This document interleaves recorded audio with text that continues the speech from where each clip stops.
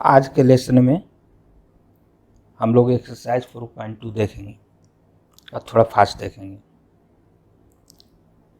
Using the property of determinant and without expanding at any stage in questions 1 to 7 prove that. पहला question बहुत easy है, left hand side लेकर चले। ये M1 first method क्या किए, स्प्लिटिंग C3। हम लोग प्रॉपर्टी पढ़े हैं, इसे हम दो डिटर्मिनेंट में ब्रेक कर सकते हैं। एक डिटर्मिनेंट में, पहला डिटर्मिनेंट में फर्स्ट रो, फर्स्ट कॉलम और सेकंड कॉलम दोनों में सेम रहेगा। पहला में थर्ड कॉलम XYZ आएगा और दूसरा में थर्ड कॉलम ABC आएगा। कर दिया। नाउ इस डेट में first column and third column identical है तो वैल्यू 0 हो गया। इसमें second and third column identical है तो वैल्यू 0 हो गया। यहाँ पर यह सिंबल नहीं होगा, यहाँ पर सिमिलर का ये सिंबल देंगे,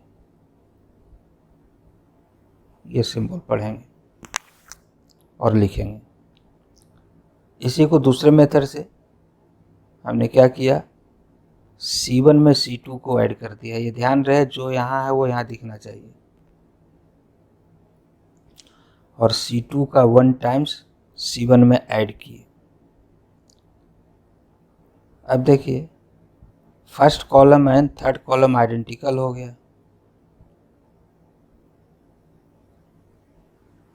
सो वैल्यू इज 0।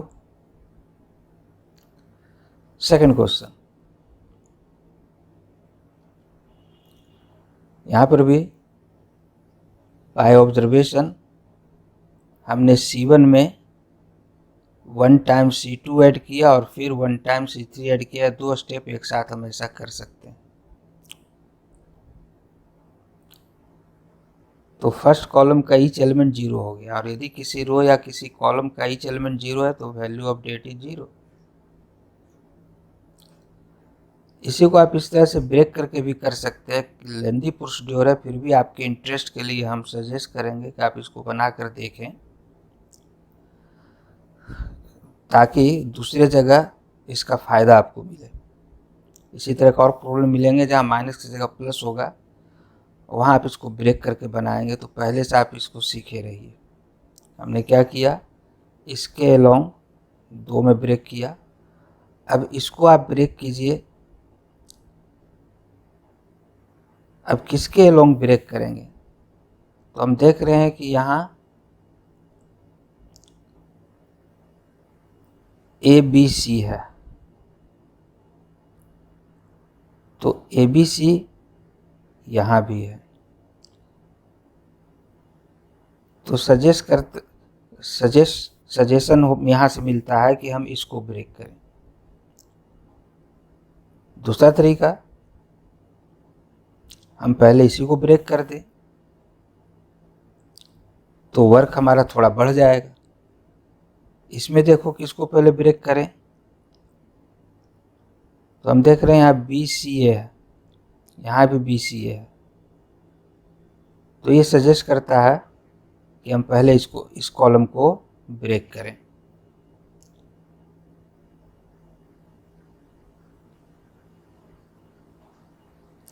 तो यह हम आप लोगों के लिए होमवर्क छोड़ते हैं।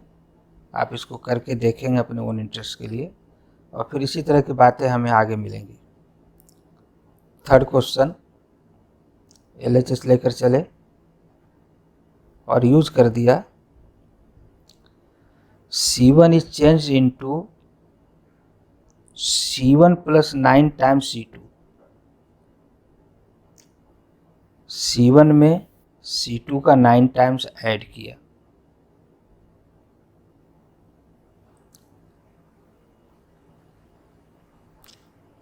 और फिर हम देख रहे हैं कि first column and third column identical हो गए, सो वैल्यू इज 0।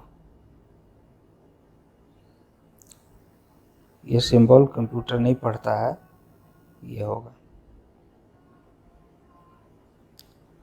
इसी को दूसरी तरह से भी बना सकते हैं। क्या किया, C3 is change into C3 minus 9 times C2। C3 में C2 का 9 टाइम्स सब्ट्रैक्ट किया। एग्जामिनेशन में ये स्टेप आप ड्रॉप कर सकते हैं, डायरेक्ट आप ये लिख सकते हैं ये। और हम क्या ऑब्जर्व कर रहे हैं, C1 is identical with C3, so value of det is 0।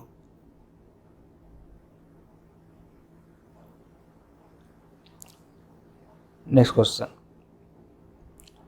यह चीज़ वहाँ हम बोल रहे थे कि आपकी यदि प्रैक्टिस रहेगी तो आप ऐसे क्वेश्चन को ज़्यादा इजली कर सकते हैं। इस क्वेश्चन में कई बार एडेड रहता है स्पष्ट रूप से without expanding at any stage, ये इसमें भी है। आपको ये प्रूफ करना है किसी भी स्टेज में एक्सपेंड नहीं करना है। नहीं तो बहुत से लोग चालाकी करते हैं कि LHS एक्सपेंड करती है, RHS एक्सपेंड करती है, इक्वल दिखाती है। That is not allowed here. हम LHS RHS कुछ भी लेके चलें, without expanding at any stage, हमें इसको प्रूफ करना है। बहुत बहुत इम्पॉर्टेंट सम है ये, बहुत बार आ चुका है। और इसमें एक क्लू अभी हम डिस्कस करेंगे जो ज़्यादा इम्पोर्टेंट है। LHS लेकर चले और ये देखिए क्लू है कि रोज एंड कॉलम को इंटरचेंज करें या नहीं करें। कई बार इंटरचेंज करना हमारी मजबूरी होती है और कई बार ज़रूरत नहीं रहता। तो हम कैसे समझेंगे कि रोज एंड कॉलम्स को इंटरचेंज करें या नहीं करें। तो देखिए, ऑब्जर्व कीजिए यहाँ BCA।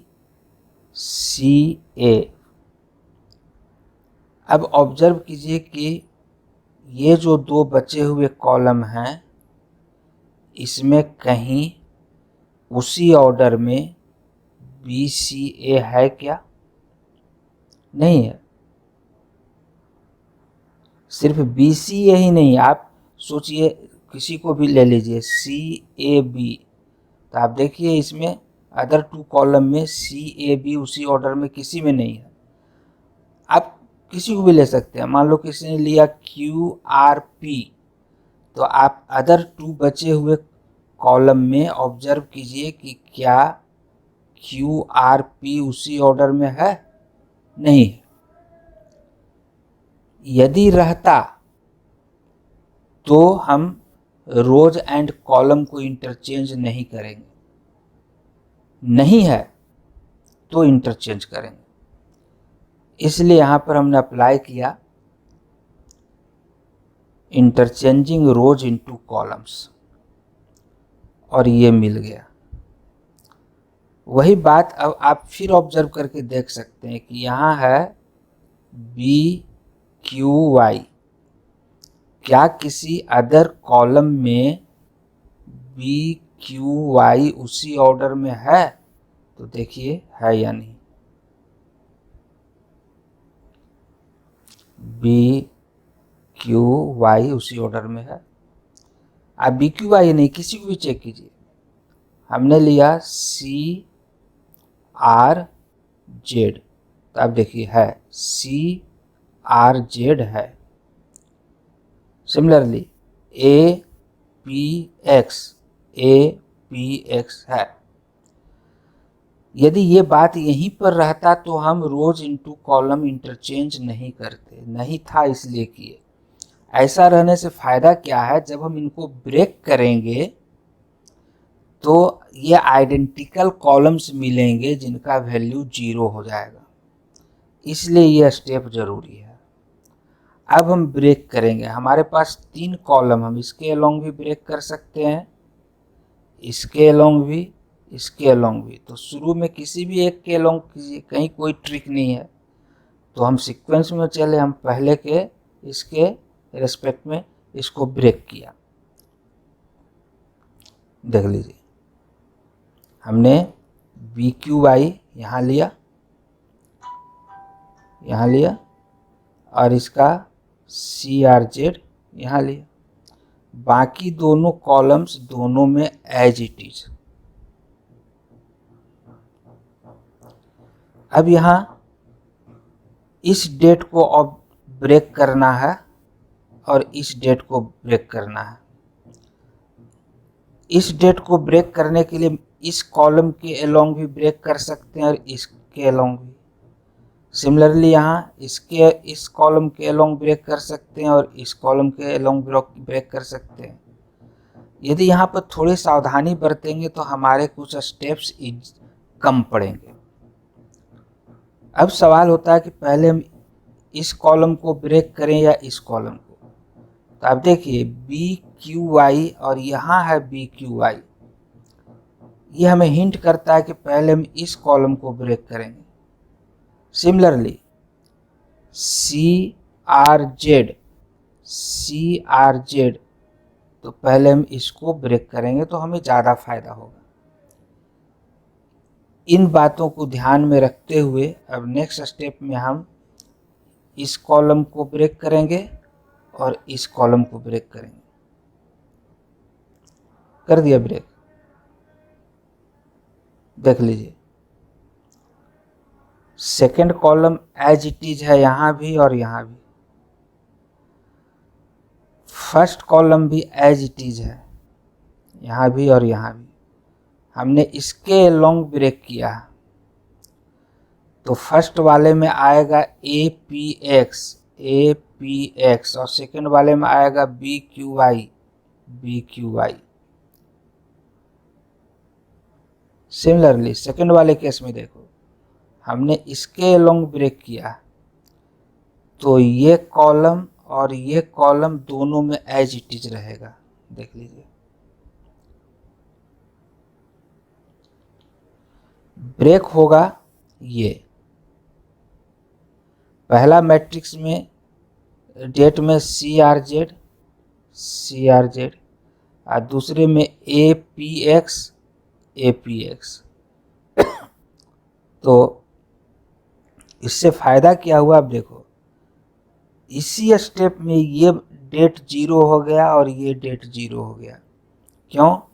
क्योंकि C1 C3 आइडेंटिकल है और यहाँ C1 C2 आइडेंटिकल है। तो थोड़ा सा ध्यान देकर समझ कर यदि हम ब्रेक किए तो नेक्स्ट ही स्टेप में दो डेट का वैल्यू 0 हो गया। अब नेक्स्ट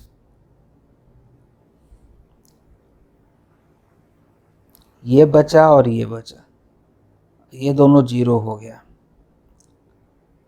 क्यों? लिख देंगे कि C1 C3 is identical, C1 C2 is identical. अब कोई चॉइस नहीं है, अब हर हाल में हमको इसको ब्रेक करना है और इसमें इसको ब्रेक करना है। यहाँ पर कोई चॉइस नहीं है, ब्रेक कर दीजिए।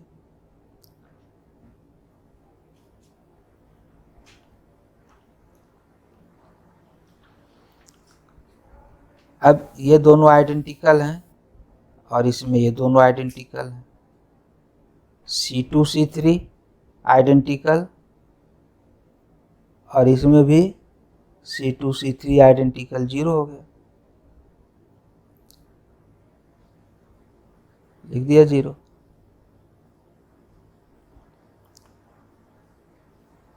अब सिर्फ ये दोनों बचे। अभी भी हमको एक्सपेंड नहीं करना, हमें जो प्रूफ करना है उसको ध्यान में रखना। हमने रोज एंड कॉलम इंटरचेंज कर दिया। क्यों? क्योंकि प्रूफ में हमको, आप देखिए यहाँ ए चाहिए, तो ए चाहिए, बी चाहिए, सी चाहिए, ऐसा चाहिए। और यहाँ पर ABC कॉलम में है, यहाँ भी ABC कॉलम में है, इसलिए हमने इसको अप्लाई किया। क्या फायदा हुआ?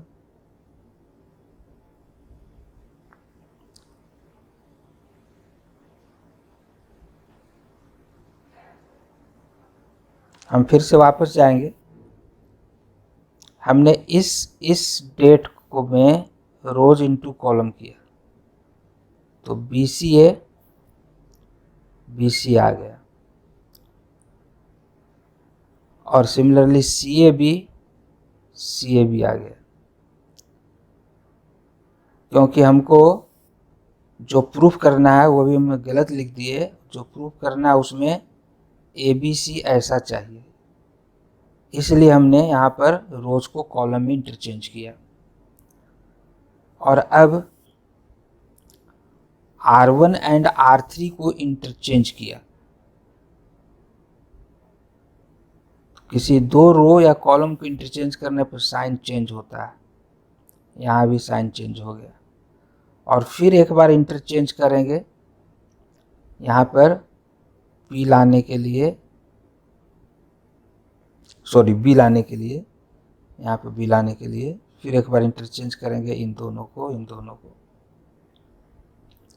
तो माइनस माइनस प्लस हो गया। अच्छा, यहाँ पर हमने इसको ऐड कर दिया, APX CRZ BQ,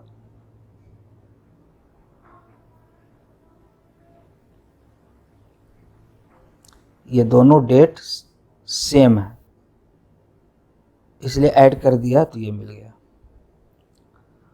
और अब फिर से एक बार इन दोनों को इंटरचेंज किया, तो फिर से दो को चेंज किया तो माइनस माइनस प्लस हो गया, और यही प्रूफ करना था। ये क्वेश्चन बहुत इंपॉर्टेंट है, एग्जामिनेशन पॉइंट ऑफ व्यू से कई बार आता है और इसी फॉर्म में आता है, without expanding at any stage. Next question, ये आप लोगों के लिए हम होमवर्क छोड़ते हैं।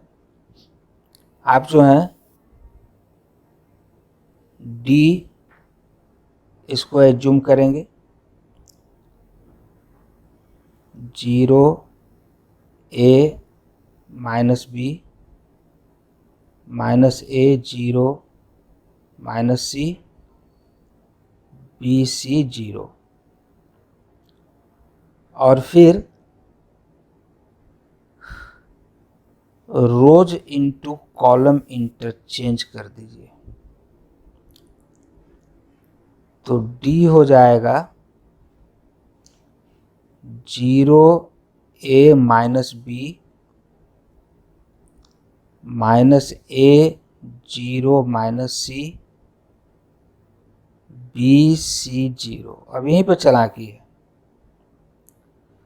अब हम फर्स्ट रो से माइनस कॉमन ले रहे हैं, सेकेंड रो से भी माइनस कॉमन ले रहे हैं, थर्ड रो से भी माइनस कॉमन ले रहे हैं, तो 3 माइनस बाहर आएगा तो minus into minus into minus minus हो गया।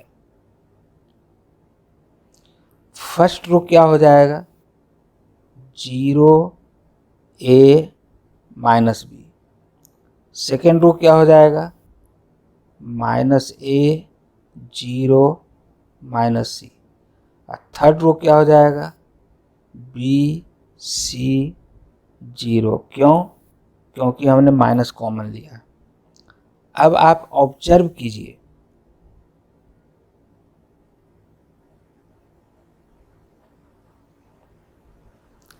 कि ये डेट और ये सेम है,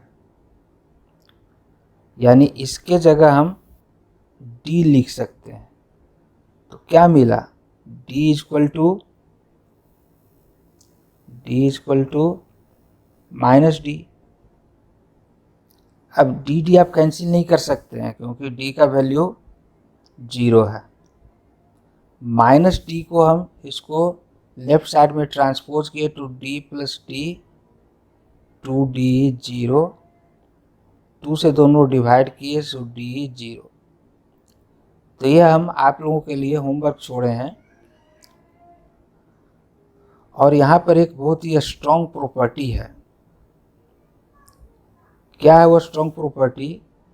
आप ऑब्जर्व कीजिए, ये माइनस C तो ये प्लस C, ये माइनस B तो ये प्लस B, ये प्लस A तो ये माइनस A, और डायगोनल एलिमेंट 0 है। एक्चुअली ये अस्क्यू सिमेट्रिक मैट्रिक्स है ऑफ ऑड ऑर्डर, और यदि कोई मैट्रिक्स अस्क्यू सिमेट्रिक है of odd order, not even, इसका ऑर्डर 3 है, 1 order, 3 order, 5 order, 7 order, 9 order, odd order का है, तो उस डेट का वैल्यू हमेशा 0 होगा। Value of the det will be always 0 if its corresponding matrix is askew symmetric of odd order। वही बात यहाँ।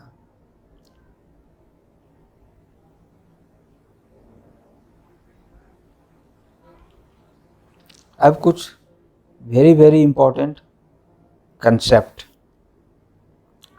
Always try to obtain any one factor which is required in the proof। Random proof नहीं करते हैं, जो proof करना है उसमें कौन कौन से फैक्टर हैं उसके लिए वर्क करते हैं।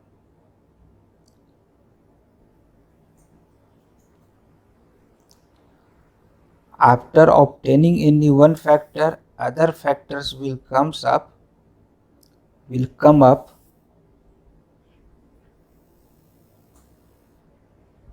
similarly। Do not worry for last factor। यदि कोई लास्ट फैक्टर चाहिए तो वो अपने आप ऑन सिंप्लीफिकेशन आ जाएगा। यदि कुछ समझ में नहीं आ रहा है, डोंट वरी, आप maximum number of zeros in same row और सेम कॉलम लाने की कोशिश कीजिए। मैक्सिमम क्वेश्चंस इन प्रिंसिपल से बन जाएंगे,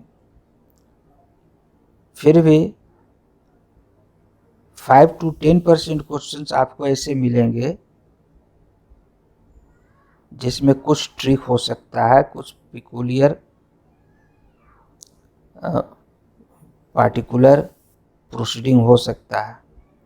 ऐसे क्वेश्चन को स्टार मार्क करके रखिए, इसको रेकरिंग रिवीजन में रखिए। तो इन पर बेस्ड, ये सबसे इम्पोर्टेंट पॉइंट है, इन पर बेस्ड कुछ क्वेश्चन हम लोग नेक्स्ट लेसन में करेंगे।